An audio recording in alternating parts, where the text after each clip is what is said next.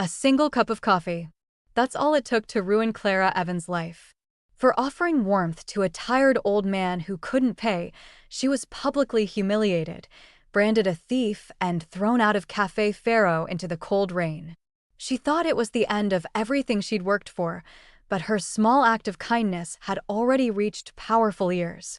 The next morning, a black limousine would roll up to her door, and nothing in her world would ever be the same again.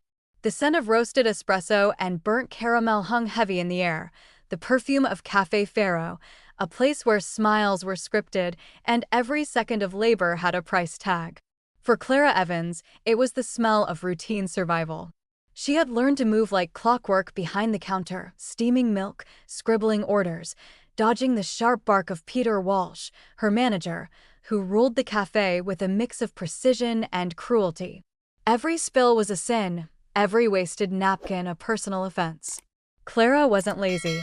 She was fast, polite, and practiced at wearing that customer service smile that hid the exhaustion behind her brown eyes. She'd learned to live on tips and habit until the day an old man in a faded gray suit shuffled into the cafe. He didn't order. He didn't speak. He simply sat near the window, trembling slightly as he cupped his cold hands together. The other baristas ignored him. Peter sneered. But something about the man, the loneliness in his eyes, the way his shoulders curved as though carrying invisible weight, made Clara pause. She brewed a fresh cup of house blend, poured it into a real mug, and walked it to his table. "On the house," she whispered. That moment, one quiet act of kindness in a place built on greed, was all it took to light the fuse. She didn't know it yet, but the old man in the gray suit wasn't just anyone. He was Don Marco Bellini, and by nightfall, her name would be on his lips. The rain hadn't stopped. It fell in soft, slanted sheets that soaked Clara's jacket within minutes, turning the streetlights into smeared halos and her breath into mist. The weight of the day pressed into her bones, shame, disbelief, and the dull echo of Peter's voice calling her a thief in front of strangers. Her shoes made a wet squelch with every step, matching the sluggish beat of her heart. She didn't cry, not yet. She just walked, head low, jaw clenched, fists jammed deep in her pockets. Café Ferro's green awning vanished behind her, swallowed by fog and distance, but Peter's face was still sharp in her mind. That vein in his neck, the sneer on his lips, the performative outrage he'd weaponized so easily, it replayed in her skull like a bad loop. She hadn't even touched her locker or collected her last tips from the jar by the register. All she'd managed to do was whisper, "It was just a coffee," before the door slammed behind her. Her stomach churned with hunger, but humiliation made it hard to feel anything else. She took a longer route home, avoiding the main roads. Her soaked clothes clung like second skin, each gust of wind slicing through the cotton. The city moved around her, oblivious, cars swishing through puddles, windows glowing with warmth she couldn't reach. She imagined what customers thought of her now, the girl who got fired in front of everyone, who gave free drinks to strangers. Her reputation was already turning to ash, and she had no way to catch it. By the time she reached her apartment building, her fingers were so cold she could barely fish her key from her pocket. The lock stuck, as always, forcing her to jiggle it just right before the door groaned open. Inside, the hallway smelled faintly of old carpet, damp coats, and someone's leftover curry. She didn't bother checking the mail. Upstairs, her studio apartment waited, a tiny, lived-in space above a laundromat, the walls stained by time and the radiator only working when it felt like it. She peeled off her soaked jacket, dropped her bag by the door, and toed off her shoes.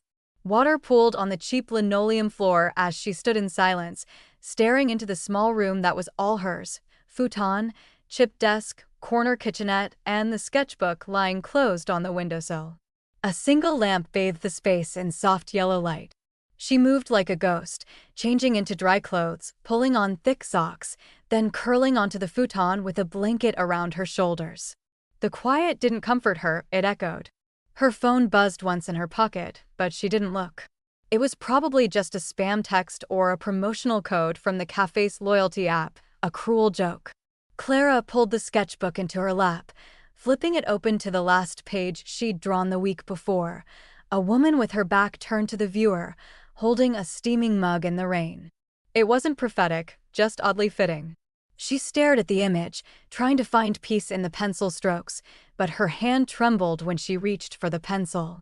She tried drawing Peter. Not his face, but the shape of his anger, the sharp lines, the fractured aura he always seemed to carry. The page stayed blank. All she could think about was the silence that followed his outburst, the way her fellow baristas had stared at her like she'd grown another head. Not one of them had spoken up. Not even Lily, who had once cried in the stockroom and called Clara the only sane person here. Her breath hitched, and this time, the tears came. Quiet, hot, unwanted. They fell onto the corner of the page, smudging the faint lines she hadn't meant to draw. She hadn't cried when she lost her parents, not really. Not even when her older brother left town and barely looked back. But tonight, a cup of coffee had broken her. Clara wiped her face, angry with herself. She wasn't weak. She had made it through worse: grief, disappointment, rent hikes. But this was different. This was public humiliation. This was the theft of her dignity disguised as company policy. Her phone buzzed again. She finally checked it, a notification from a job board she'd signed up for months ago, listing minimum wage openings: warehouse picker, cashier, line cook. Nothing stable. Nothing safe. And certainly nothing that would look past a termination for inventory violation. Her resume wasn't glamorous, just honest. Café Ferro had been her longest-running job, a year and 4 months without incident, until now. She loved it, at least the early mornings and the regulars who smiled at her, the few who remembered her name. Now it felt like betrayal. How many of them had watched her get fired and said nothing? She opened her laptop and stared at the login screen until it blurred. Finally, she began updating her resume, deleting Café Ferro with trembling fingers. What was she supposed to put in its place? Fired for kindness? Dismissed over a $2 coffee? Every word felt like another lock clicking shut behind her. At midnight, Clara stood by the window, watching the city lights flicker through the rain. Somewhere out there, Peter was probably finishing inventory, smug in his little kingdom of pastries and policies. Maybe he'd already replaced her. Maybe he hadn't even spared her a second thought. Her name probably wouldn't last more than a day in that place. She closed the blinds, double-locked the door, and turned off the lamp. Lying in bed, she stared up at the ceiling, listening to the heater clank to life with a slow mechanical sigh. She counted her breaths. Then the cracks in the plaster. Then the seconds between each passing car. She told herself she would wake up early and start again, apply, clean, repeat. But deep down, a part of her whispered that something had shifted. The coffee, the firing, the silence, it all meant something. She just couldn't see what. Yet, her name was already being spoken in a different room, under a warmer light, by a man who saw far more than anyone at Café Ferro ever had. And while Clara curled deeper into the blanket, trying to ward off the ache of failure, a different kind of storm was gathering, quiet, calculated, and dressed in tailored suits. Morning broke reluctantly, the sky hanging low and dull, more silver than blue. Clara stood at the window with her second cup of weak instant coffee, the only warmth she could afford that morning. Her eyes were puffy, her mind dull from lack of sleep, and every muscle in her body felt like it was clenched tight. She hadn't dreamed, only replayed yesterday's disaster on a loop: Peter's face, the customer's stares, the way her own voice had failed her. The taste of shame lingered in her mouth like stale milk. Across the street, something glinted darkly in the drizzle. At first, Clara thought it was a delivery van, until the shape clarified: long, black, impossibly sleek. A limousine. It sat at the curb like it belonged nowhere near her crumbling apartment building, its windows tinted so dark they looked like obsidian. Her stomach dropped without warning, a cold flush running up her spine. She blinked, then laughed to herself, dry, bitter. Some rich executive must have gotten the address wrong. Or someone down the block had a sugar daddy and a birthday wish list. There was no other explanation for it. People like Clara Evans didn't get limousines. They got pink slips and water bills. Still, her eyes kept returning to the car. It hadn't moved. No one had stepped out, no delivery made, no packages dropped off. The engine purred faintly, the only sign it was alive. Clara took a step back from the window, heart thudding faster than she liked. She didn't like the way it watched the street. She tried to shake the unease, brushing her hair back and moving toward the kitchen. She had a list of job boards to check, 2 frozen waffles, and no plan for lunch. But her thoughts were jagged now, splintered around that unmoving car. She glanced back again, just as the rear door cracked open. A man stepped out, and everything inside her went still. He was tall, late 40s maybe, dressed in a charcoal overcoat with polished shoes and gloves that looked like they cost more than her rent. His hair was slicked back with surgical precision, and he held a black leather briefcase in one hand. He didn't look lost or confused. He looked like he belonged exactly where he was, and that made it worse. Clara's breath caught as he looked directly at her window, straight through the glass, as if he already knew she was there. She ducked instinctively, heart hammering against her ribs. It felt stupid and childish, but something about that man screamed power, and power never knocked politely. A sharp, precise knock rang out a second later, echoing through her apartment like a gunshot. Clara stood frozen in her hallway. Her door was locked, but not, she realized, double-locked.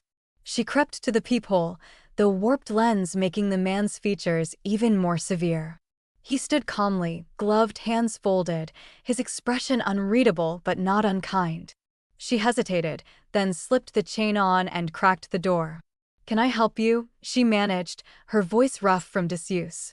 "Miss Clara Evans?" he asked, with perfect enunciation. She nodded, just once, the chains still secure between them. "My name is Mr. Leone. I'm an attorney for Don Marco Bellini." The name didn't register at first, just a sound, elegant and strange. But then her breath hitched as realization struck like lightning. "Bellini." The old man in the coat. I don't understand," Clara stammered. "You're here for what?" Mr. Leone reached into his coat with slow, measured movement and pulled out a business card. The paper was thick, embossed, utterly out of place in her run-down hallway. "Don Bellini has asked to speak with you," he said. "Personally." Clara blinked at the card in her hand. Her fingers curled around it like it might vanish. "Is this about yesterday?" she asked, though the answer was already forming in the back of her mind. "The cup of coffee." Mr. Leone offered her the faintest smile, professional but sincere. "Yes. And more than you can imagine." Fear gripped her again, visceral and unshakable.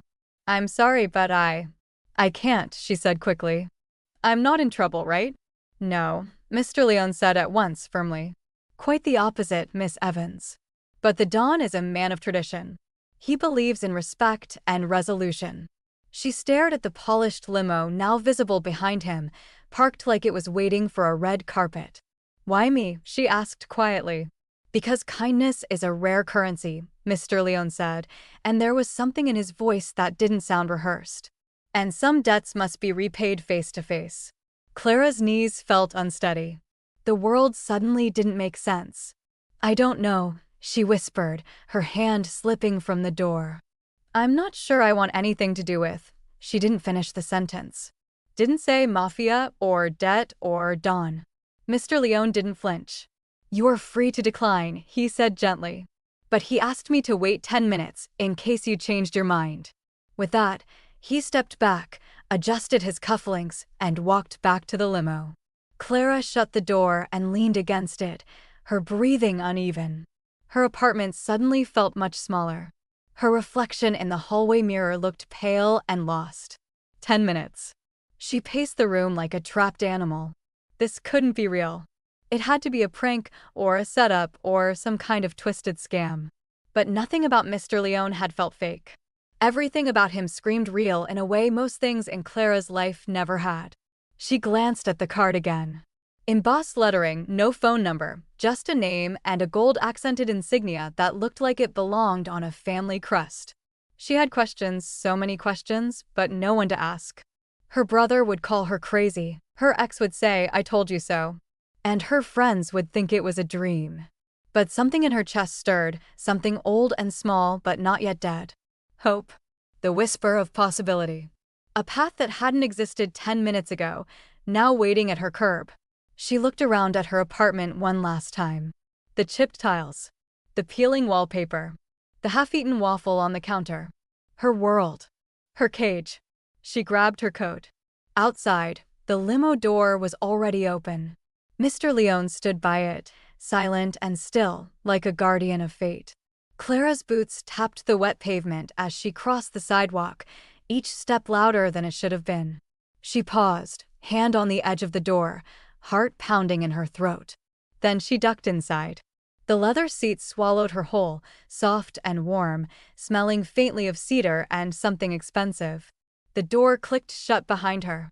She was in. And nothing would be the same again. Have you ever taken a leap into the unknown, just because your gut told you to? Tell us in the comments, what moment in your life felt like stepping into the limo? If Clara's story has you hooked, subscribe now for more chapters every week, because her journey into Don Bellini's world is just getting started. The inside of the limousine was unnervingly quiet, as if sound itself had been left at the curb. Clara sat stiffly in the back seat, her fingers clenched in her lap, unsure of where to look. Mr. Leone sat across from her, relaxed but unreadable, the hum of the engine the only sign the world was still moving. The leather beneath her felt too soft, the space too clean. It wasn't just luxury, it was power with air conditioning. Through the tinted windows, the city blurred into something distant and unimportant. They didn't speak for most of the drive, and Clara didn't ask where they were going. Her heart pounded with questions, each one heavier than the last. Was she about to be offered a deal? Threatened? Rewarded? She couldn't tell what kind of story she was now living in, a fairy tale, a mob film, or something entirely her own. After 20 silent minutes, the limo turned off a wide avenue and crept down a quieter, tree-lined street. The buildings here were older, dignified, and polished in a way that whispered old money and long memories. It stopped outside a brownstone with wrought iron railings and a polished brass knocker shaped like a lion's head. Mr. Leone stepped out first, buttoning his coat before circling around to open her door. Clara stepped into a world that smelled faintly of rain, wood polish, and something ancient. The front door opened before they knocked. A young man in a black suit, earpiece discreetly tucked beneath slick hair, nodded once and stepped aside. Clara's boots echoed against the marble as she followed Leone into a grand hallway, the walls lined with framed black and white photographs and dark wood molding. The silence here was different, reverent, like a church or a courtroom. She swallowed, resisting the urge to fold in on herself. They passed a narrow sitting room with high-backed chairs and books that looked older than her apartment building. A spiral staircase curled upward like something out of a dream. But it was the open door at the end of the hall that stopped her breath. A fireplace flickered inside, casting orange light against the dark green walls, and a figure stood near the window, facing away from them. He turned slowly, and Clara recognized him instantly, the man from the cafe, only transformed. Gone was the shivering old man in a worn wool coat. In his place stood Don Marco Bellini, silver-haired, straight-backed, dressed in a perfectly tailored three-piece suit of slate gray. His eyes were the same, pale blue, heavy with years, but now they were sharp, observant, impossible to ignore. He held himself with the quiet certainty of someone who never had to raise his voice to be heard. When he stepped forward, it was like gravity shifted around him. "Miss Evans," he said, his voice deep and composed, with the weight of someone used to speaking last in the room. "Thank you for coming." Clara couldn't speak. Her throat had closed up, her breath frozen. She managed a nod, her fingers still damp from gripping her coat. "Please," he gestured to a chair by the fire sit. She moved like her limbs weren't hers, sitting gingerly on the edge of the velvet armchair. Bellini didn't sit immediately.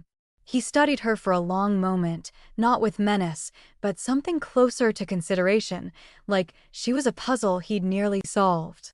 "I imagine this is disorienting," he said softly. "You were expecting a man in rags and silence, not a suit and silk socks."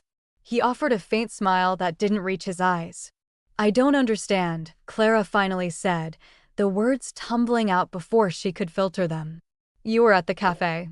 You looked like a man no one wanted to look at, Bellini finished for her, his voice gentler now. That was the point. He finally sat, folding his hands over one knee. You were one of the few who did. Clara blinked at him, confusion clouding her thoughts. You were pretending? She asked. No, he said. I was observing. He leaned forward slightly. When my wife passed 2 years ago, I found myself adrift in a world that no longer made much sense. So I stepped away from the power, the noise, the suits. I walked among the world like a ghost, waiting to see if any part of it still remembered how to be decent. Clara said nothing, her eyes wide. Most people failed, he continued. They ignored me, dismissed me. I was a nuisance, a vagrant, a smudge on their day. His voice didn't rise, but it darkened. But you brought me a cup of coffee. No request, no hesitation. Just kindness. She looked down at her hands. It had seemed so small, so obvious. It didn't feel like a big deal, she murmured. Bellini's gaze softened. That's how you know it was. There was a silence between them then, not awkward, but thick with something unspoken. I didn't come here to repay a favor, Bellini said after a moment. I came because your decency cost you something. And that I cannot tolerate. His voice, while calm, carried steel beneath it. He reached for a folder on the table beside him, thick and heavy. Do you know what your former manager did after you left? Clara shook her head, dread crawling up her spine. He bragged, Bellini said coldly. To a customer. Said it felt good to put the bleeding hearts in their place. He laughed about it. Then voided 3 bags of espresso as damaged goods and signed off the register at full close. Clara's lips parted, but she didn't know what to say. We ran a forensic audit, Mr. Leone added, stepping forward and setting a tablet in front of her. There's a pattern of discrepancies going back months, product voids, unreported discounts, resold stock.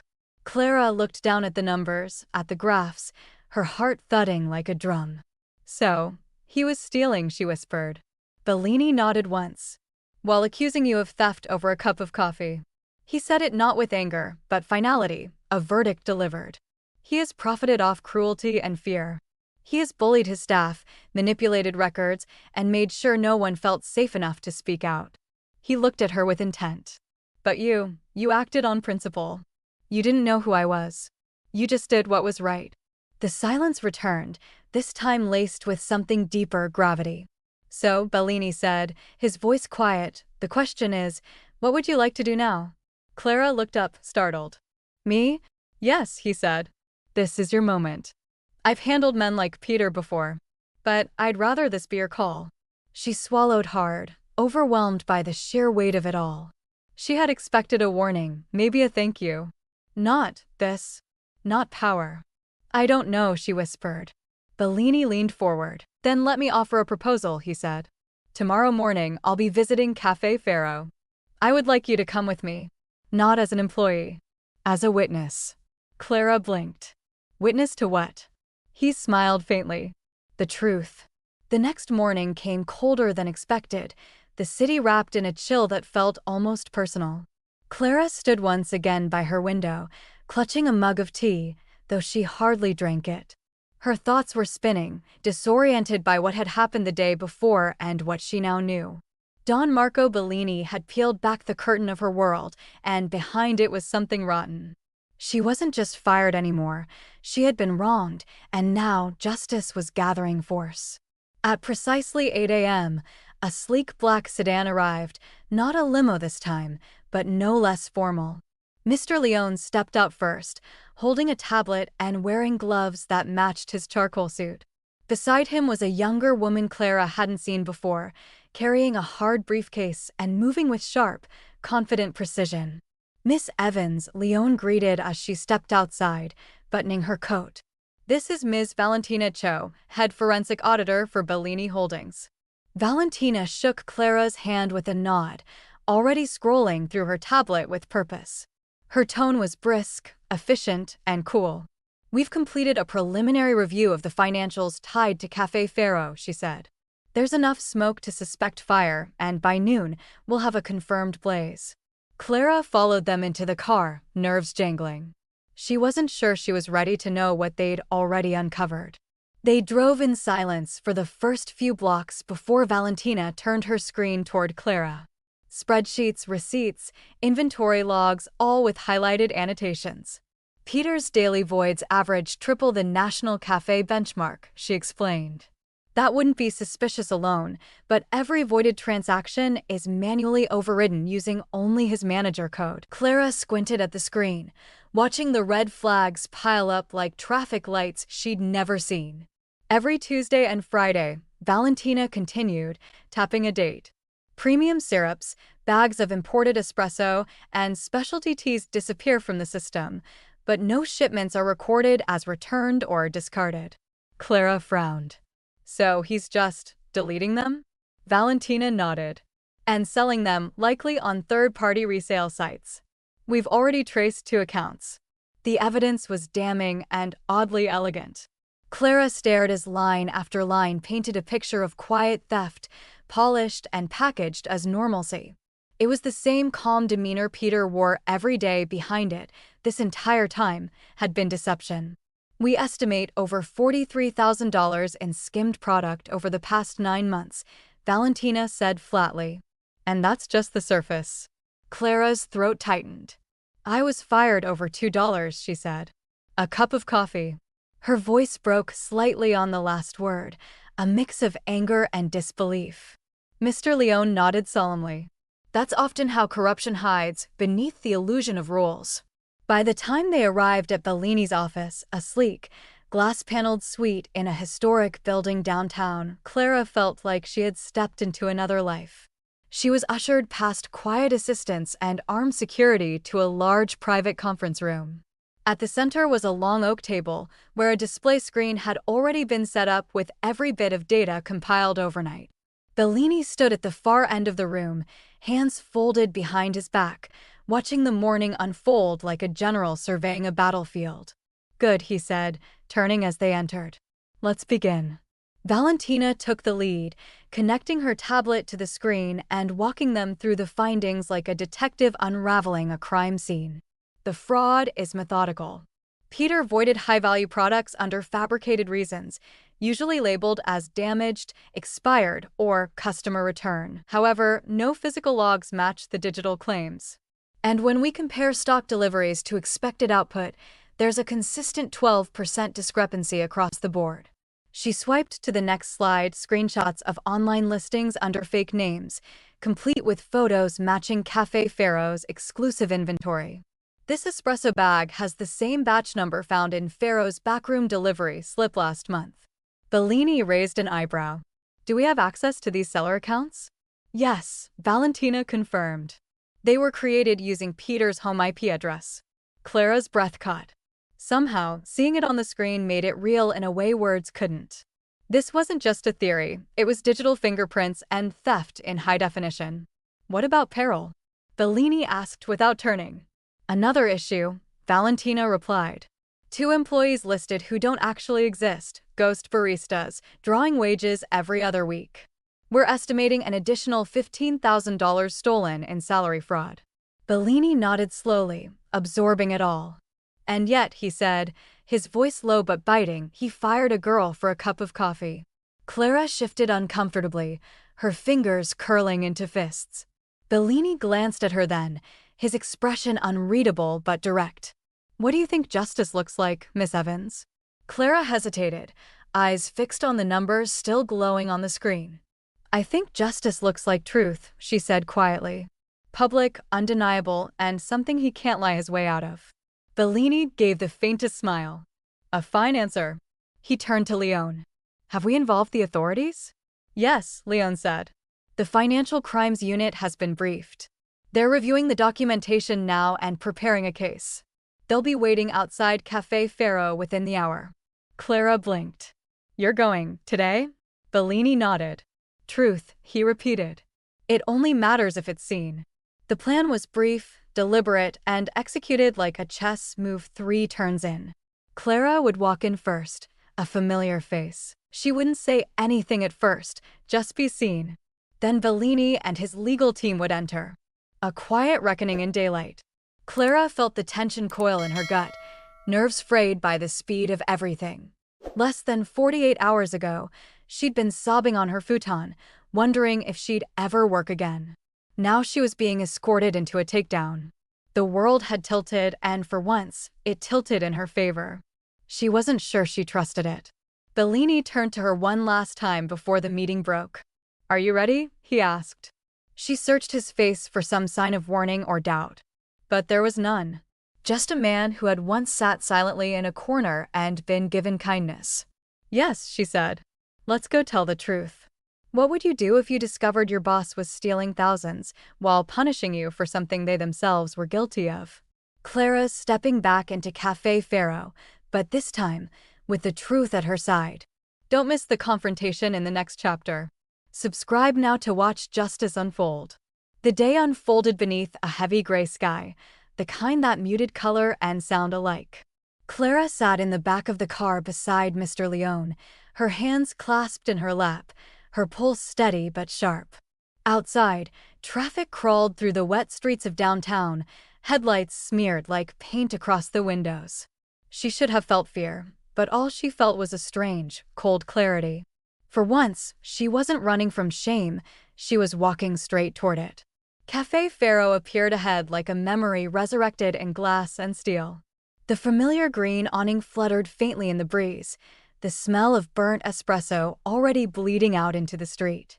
Clara stared at it, heart thrumming, each step forward echoing with ghosts of humiliation. The day she'd been fired felt like a lifetime ago, yet the sting was still there, stitched into the walls. She took a slow breath as the black sedan came to a stop at the curb. Mr. Leone stepped out first, ever composed, followed by Valentina Cho and another auditor carrying a leather case of documents. Then, from the opposite door, Don Marco Bellini emerged. He didn't need to say a word, his presence shifted the entire air around them. He adjusted his cufflinks, his silver hair immaculate, and offered Clara a single, reassuring nod. "Shall we?" he said, and the words carried the quiet gravity of inevitability.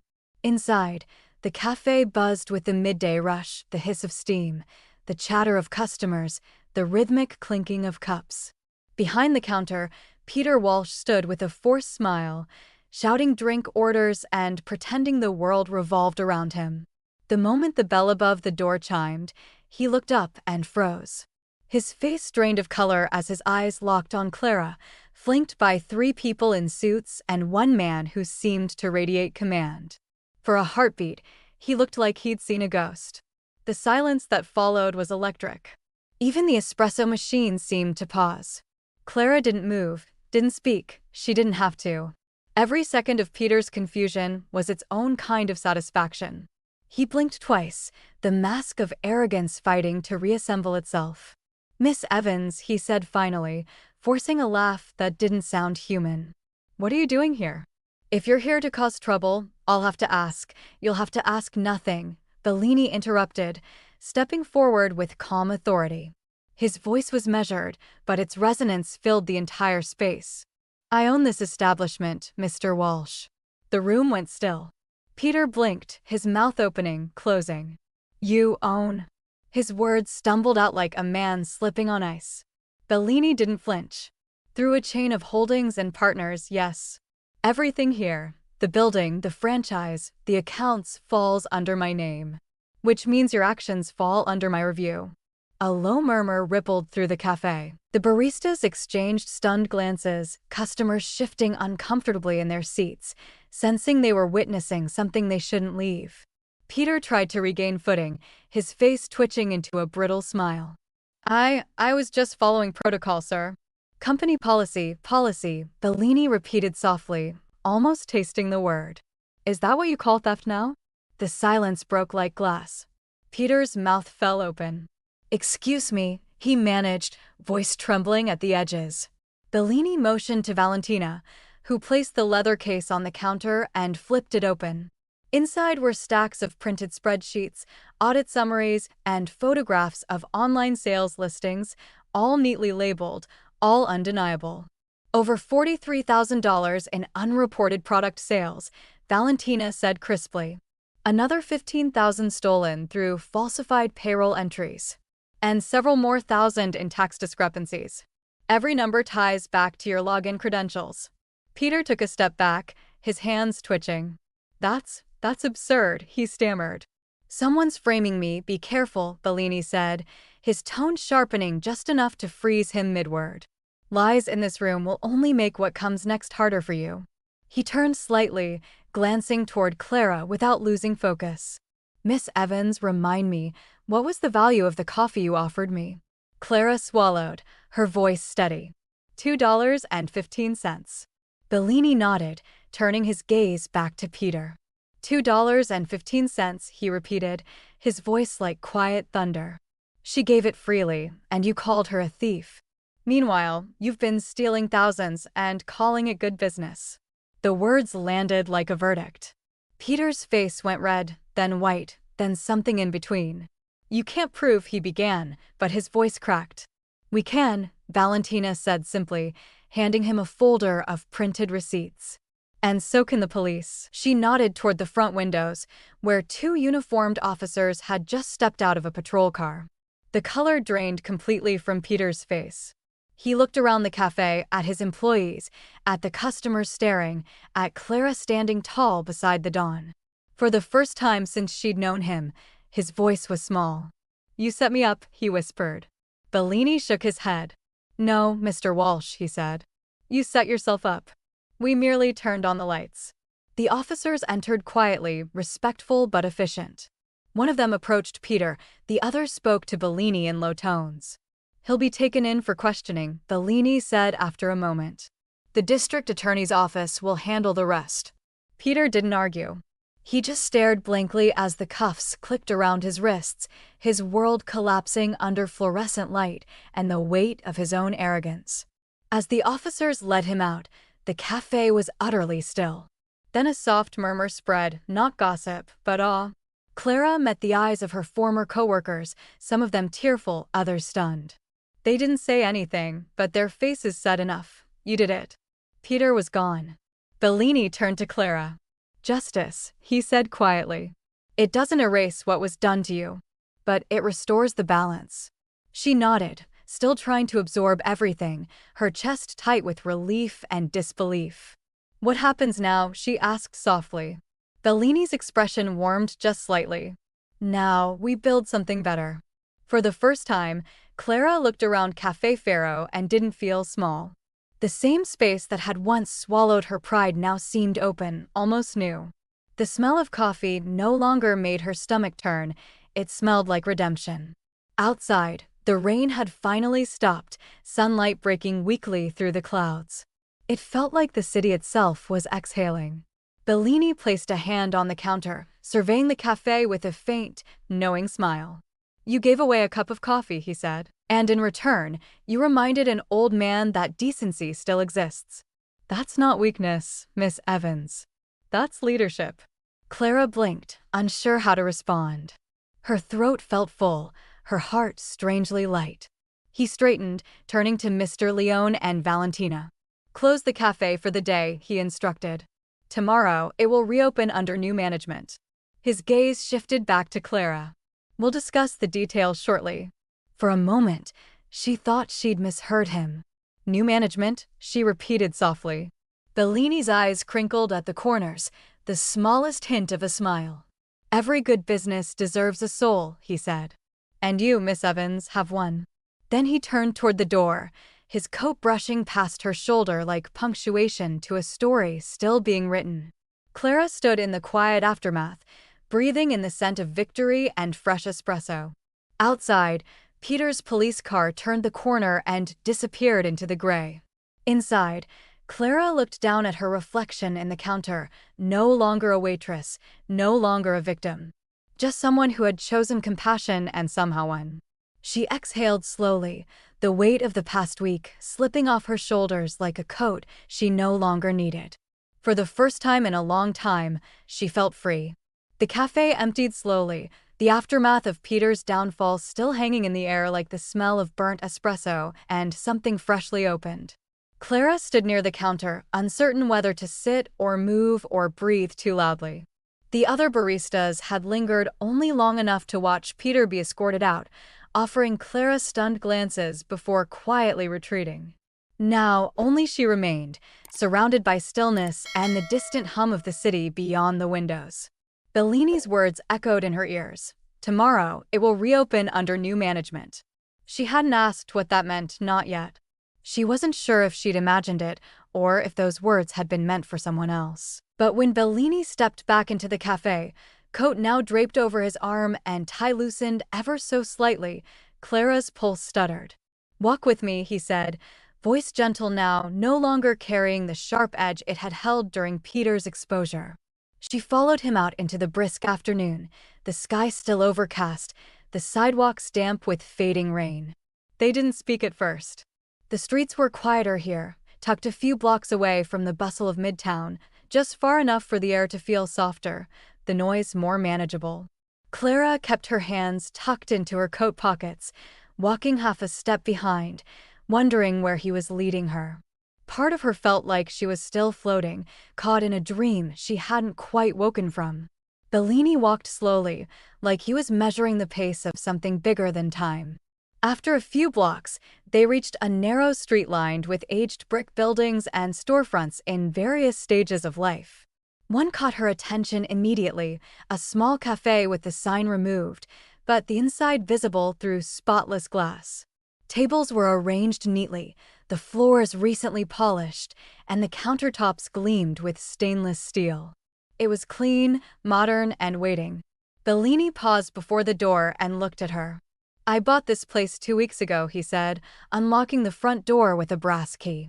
"It was meant for something else, but now I see it was meant for someone else."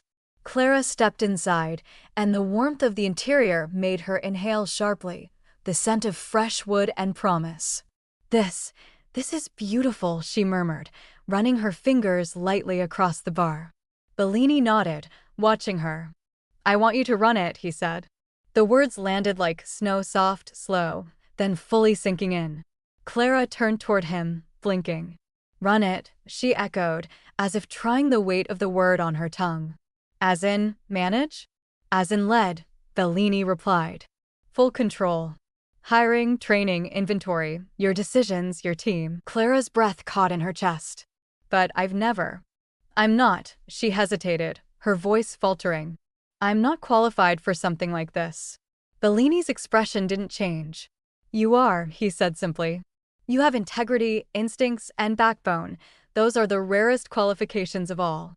She stared around the space, trying to picture herself behind the counter, not as a barista, but as the one giving directions, setting tone, building something that was hers. "What about pay?" she asked before she could stop herself, the question born of survival. Bellini smiled faintly, unsurprised. "Full salary. Full benefits. No trial period. I don't believe in testing people who've already proven themselves." Clara sat down at one of the tables, her legs shaky with disbelief. "I don't understand why you're doing this," she said, the words slipping out with more emotion than she meant. "Because," Bellini said, walking to the opposite side of the table, "people like Peter are everywhere. But people like you, people who do the right thing when no one's watching, are rare." His voice softened. "My wife used to say the world changes one small kindness at a time. This cafe is my small kindness. Yours, if you want it." She didn't speak for a moment, afraid anything she said would burst the fragile spell of the moment. Then, quietly, she asked, "And if I say no?" Bellini tilted his head, thoughtful. "Then I offer you something else," he said. "A position on a new initiative I've started, a team that supports whistleblowers and investigates abusive management in small businesses. You'd be working with others like you, helping protect the people no one else looks out for." Both options felt like lifelines thrown across a chasm she hadn't even realized she was dangling from. "You're serious," she whispered. "Entirely," he replied. "But this isn't charity, Clara. This is restitution. This is opportunity earned, not gifted." Clara stood slowly, looking around the space once more. The light through the windows had softened, casting golden shadows across the polished floor. "If I say yes, to running this place, she began carefully. I want it to feel different than Café Ferro. I want people to feel safe here. I want them to feel seen.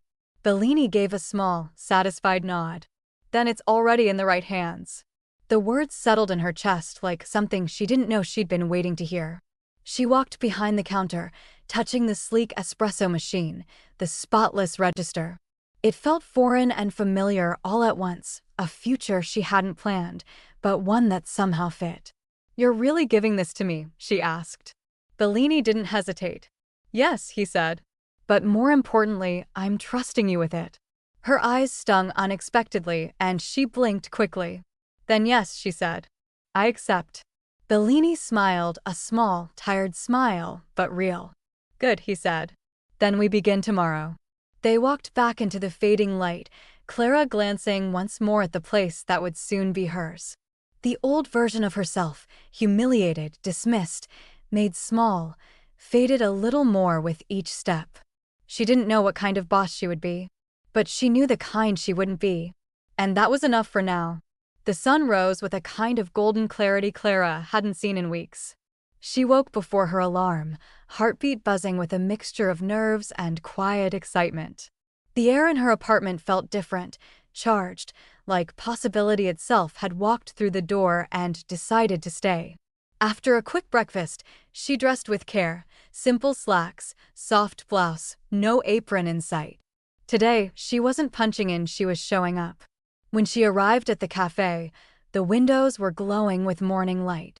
A brand new sign hung above the door, The Hearth. It had been her choice, a name that spoke of warmth, of gathering, of belonging. The smell of fresh wood polish and unpacked supplies greeted her as she unlocked the door. For a moment, she stood in the quiet and just let herself breathe it in. At exactly 8:30, a tall woman in a navy pantsuit arrived, carrying a tablet and a take-no-nonsense energy that immediately filled the room. "Clara Evans?" she asked, offering her hand. "I'm Sophie Vance, Bellini's COO. I'll be handling your onboarding, training, and transition support." Clara shook her hand firmly, hiding the flutter of nerves behind her smile. "Nice to meet you," she said, and meant it. Sophie wasted no time. Within minutes, they were seated at the corner table, laptops open, a stack of documents between them. "This won't be theory," Sophie said. "You'll learn what you need, when you need it: budgeting, supplier contracts, payroll software, and staff scheduling." Clara nodded, absorbing each word like a sponge. "We don't expect you to know everything," Sophie added. "We expect you to lead." By mid-morning, Clara had toured the stockroom, reviewed invoices, and even placed her first supplier order. Sophie walked her through a simple budgeting tool that tracked expenses down to the bean. "Numbers are the bones," she explained. "But culture, that's the heart." Clara wrote that down, underlining it twice. She had lived the opposite for far too long. By noon, they turned to hiring.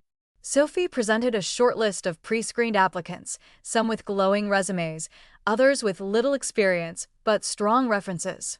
Clara skimmed the profiles, then paused. "I want to meet them all," she said. Sophie looked up. "Even the ones without cafe backgrounds?" Clara smiled. "Especially those." She set up back-to-back interviews in the cafe's side room that afternoon. One by one, candidates trickled in, a single mom returning to work, a soft-spoken culinary student, a retired teacher looking for part-time hours. Clara asked each the same 3 questions. Why do you want to work in a place like this?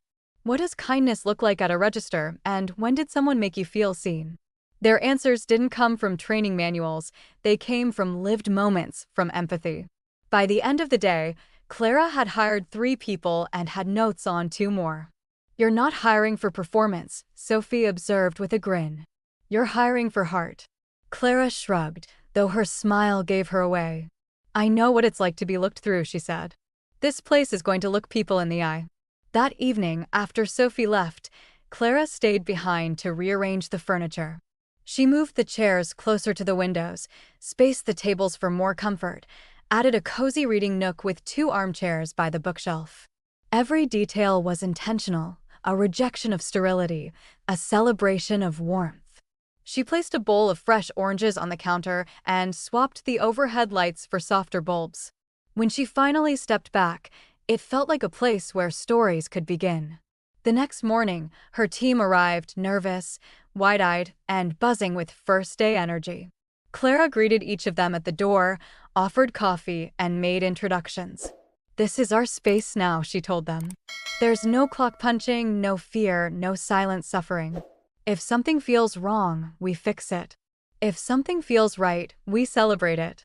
They walked through opening procedures together, from cleaning to prepping pastry displays. Clara didn't bark orders, she shared reasons. "We restock the creamer at night because mornings get frantic. We wipe down menus not for appearance, but because it matters to people with allergies." Her leadership wasn't loud, but it echoed. It made people listen without feeling small. Bellini didn't show up that morning, but a bouquet of sunflowers was delivered with a simple card, from one builder to another. Clara placed them in a mason jar by the front window. Customers trickled in slowly, a couple from next door, a teacher grading papers, a teenager clutching a notebook like a shield. Each one was greeted with a smile that asked nothing and offered everything. By noon, Clara's team moved like a dance. There were missteps, of course, spilled milk, a forgotten order, but no one snapped or hid. Clara helped mop the floor with a laugh, not a sigh. They paused once mid-rush to breathe, to sip water, to remember they were human. And that, she realized, was already a victory. At the end of the shift, her staff stayed to clean without being asked. Clara gathered them around the front counter, grateful and proud. "We're not perfect," she said. But today felt like the beginning of something better. They nodded, smiling, already feeling like a team. As they left, she handed each of them a handwritten thank you card. Clara lingered alone in the cafe afterward, sweeping the floor one final time. She turned off the lights slowly, letting each click of the switch mark a new page in her story. Out the window, the city glowed, not the harsh neon she used to dread, but a gentler gold. She pressed her hand to the glass, smiling softly. For the first time, she wasn't surviving someone else's system, she was building her own. Outside, across the street, a black car sat quietly. In the back seat, Don Bellini watched the cafe for a few more minutes before turning away. He didn't need to go in. He had seen enough. His faith had not been misplaced. What's one value you would build into your workplace if you had the chance to start from scratch? Clara's building more than a cafe, she's building a culture. Subscribe now to follow her journey as she turns this second chance into something no one can take from her. It started with a rumor, nothing more than a whisper passed between two customers waiting for their drinks. Clara overheard it while steaming milk. "Did you hear about the new cafe?" "I heard Bellini's behind it." The tone was curious, not hostile, but it planted something in her chest. Bellini's name carried weight, not just as a businessman, but as a man with a reputation that stretched beyond coffee beans and clean ledgers. And some people, she realized, weren't interested in seeing kindness succeed. By the end of that week, things felt different. There were unfamiliar faces lingering a little too long at the corner tables, never ordering more than a coffee and watching everything too closely. One man left behind a flyer for another cafe, Hollow Grounds, a new competitor 2 blocks away. The logo was sleek, the tagline aggressive, where coffee is serious, not sentimental. Clara's fingers tightened around the paper as she read it, sensing the message beneath the ink. Later that afternoon, Sophie confirmed what Clara suspected. "Peter's old college friend owns Hollow Grounds," she said, her voice clipped. "They're privately backed, and word is they're trying to force Bellini-owned cafes into closures through aggressive expansion." Clara exhaled slowly, the air in her chest thickening. "So this isn't just business," she said. Sophie nodded. "It never is when power's threatened." The next day, someone keyed the side of the cafe's delivery van. Deep scratches ran the length of the vehicle, jagged and deliberate. Clara reported it, but the officer who came by didn't write much down. "Could have been a random act," he said with a shrug, not unkind but unconvinced. Clara watched the van being towed, unease crawling higher in her spine. Still, she kept going. She opened the doors the next morning, greeted customers with the same warmth, and checked in on her staff like nothing was wrong. But in the quiet moments, her eyes flicked toward the windows more often. The light outside didn't feel as soft. The hearth's warmth felt like it was glowing against a colder world. Then came the break. It was a Thursday morning before opening. Clara arrived early as usual, humming under her breath, keys jingling in her hand. But when she turned the corner, her breath froze. One of the front windows had been shattered, not from the inside, but from the street. Glass glittered like ice across the floor. The rock that had caused the damage lay in the middle of the cafe. Attached to it was a note. Just a single sheet of paper, scrawled in red ink. Not your block. Not your fight. Walk away. Clara didn't touch it. She just stood there, staring, as the world narrowed around her. Sophie arrived minutes later and took one look before calling security. A silent team swept in, cleared the glass, secured the scene. Clara sat on the back steps, hugging her knees, the rock still vivid in her mind. She wasn't scared in the way she'd once feared losing her job. This was something different. This was the fear of standing up and being seen. Bellini called her that afternoon.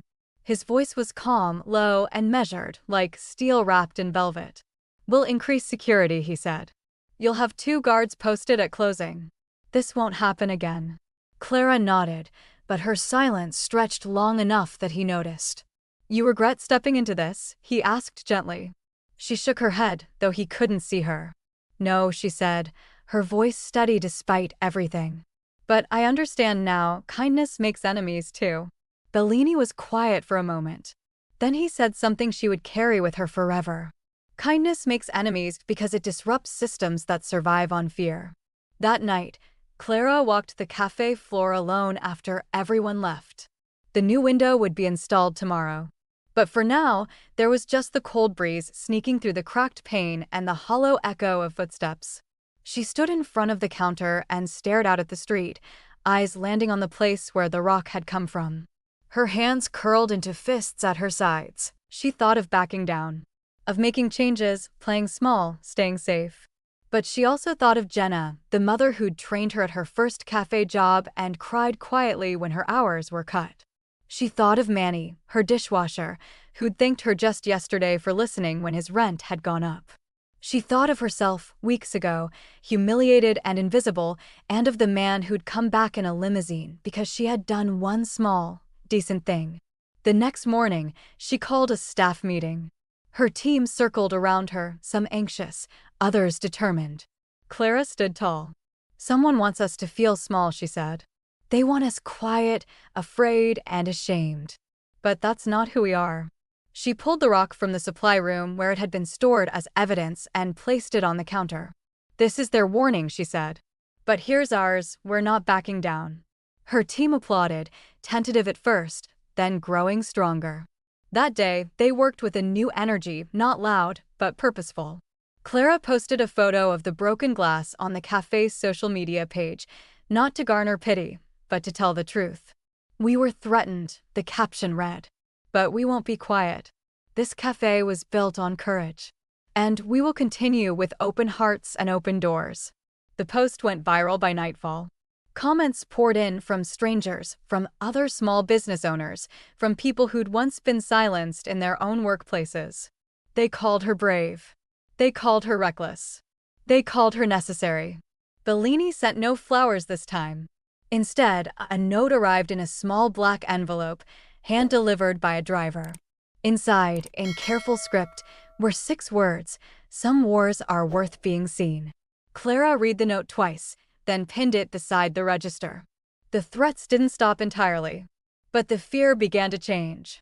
It became something sharper, something focused, not just survival, but resistance. Clara understood now that every small act of decency was a quiet revolution. And she wasn't leading a cafe anymore. She was leading a movement. The morning of the grand reopening began with light rain, but no one seemed to care. A line had already formed outside the hearth before the doors unlocked, neighbors and newcomers alike sipping from paper cups and chatting beneath umbrellas. Inside, Clara moved through the cafe like a quiet current, adjusting cushions, straightening menus, brushing non-existent dust from the pastry case. Her team mirrored her energy, calm, focused, proud. Everything about the space hummed with purpose. Golden banners hung modestly near the counter, not too flashy, just enough to mark the moment. Fresh flowers adorned each table, donated by customers who had watched Clara rise from barista to something much more. There were no speeches scheduled, no fancy press releases, just people showing up because they believed in what the place stood for. A cafe that had survived threats, sabotage, and silence now stood open with more truth in its walls than any ledger could hold. And at the center of it was Clara. Just before noon, Bellini arrived. He stepped inside without fanfare, dressed simply in black, his silver hair damp from the rain. He paused just past the threshold, taking in the space, his eyes scanning the staff, the faces, the details. Clara met his gaze and smiled, not as an employee, not as someone beholden, but as a peer. He gave her the faintest nod of approval, then walked to the corner table near the window and waited. When the rush subsided, Clara walked over with 2 cups of coffee, one for him, one for her. They sat in silence for a moment, sipping the warmth, letting the sounds of the cafe breathe around them. "You built something beautiful," he said finally, eyes fixed on the window. "I just repaired what the world had broken," Clara replied, her voice soft. "You didn't just repair it," he said. "You redefined it." She smiled, feeling the emotion catch at the edges of her throat. "This place isn't perfect," she said. "But it's honest." Bellini reached into his coat and retrieved a small envelope, thick and heavy. He slid it across the table without ceremony. Clara stared at it for a moment, then opened the flap with trembling fingers. Inside was a folded deed, her name printed at the top. Official, notarized, final. She read it twice before looking up, her voice barely above a whisper. "You're giving it to me?" Bellini nodded once. "It was always meant to be yours." He slid something else across the table, a handwritten note on Bellini Holdings stationery. 6 words, penned in his careful script. "You honored my family's code better than most of my own." Clara didn't speak. She couldn't. Tears burned in her eyes, but she blinked them back with a soft, unshakable smile. "I'll take care of it," she said. "I know," Bellini replied. Then he stood, buttoned his coat, and placed a quiet hand on her shoulder. "It's yours now," he said. "All of it." By mid-afternoon, the clouds had cleared and sunlight streamed through the front windows. The cafe was quieter now, the earlier rush giving way to lulls and conversation. Clara stood behind the counter, wiping down mugs, when a teen entered, thin, soaked, looking everywhere but at the people. He hovered near the pastry case, uncertain, his hoodie too big, his shoes too worn. Clara saw herself in his posture before he even spoke. Do you have a job application?" he asked, voice barely above a breath. Clara smiled gently and reached beneath the counter. She didn't hand him a form. Instead, she poured a fresh cup of coffee into a real mug, not paper. "Sit for a minute," she said. "Warm up first." The boy hesitated, then took the mug, cradling it like something sacred. Clara watched him sit by the window, sunlight catching on his wet sleeves. For a moment, time folded in on itself, and she saw the trembling old man in the corner chair again, the warmth she had once offered without question. She had been the one pouring. Then she had been the one cast out. And now she was the one with the power to decide. She reached for the small notebook beside the register and scribbled a note. "1 coffee on the house." She circled the words, then added, "Because once, someone did the same for me." She placed it gently in the drawer and smiled. Full circle. Outside, the street was alive, people passing by, some stopping to glance in at the laughter, the light, the mural someone had started painting on the brick wall beside the door. The hearth had become more than a cafe. It was a symbol. Not of revenge, but of renewal. Not of policy, but of people. As she refilled mugs and folded napkins, Clara felt something rise in her chest, not just pride, but peace. The kind of peace that comes when you've walked through fire and come out holding something better than vengeance. She looked around the cafe one last time before the shift change, her eyes landing on each familiar face. Manny, laughing behind the counter. Sophia, scribbling notes in the logbook. The boy by the window, still clinging to the warmth in his hands. And she thought, this is what winning looks like. Thank you for listening to this story until the very end. There's another interesting one on your left screen that I think you'll really enjoy.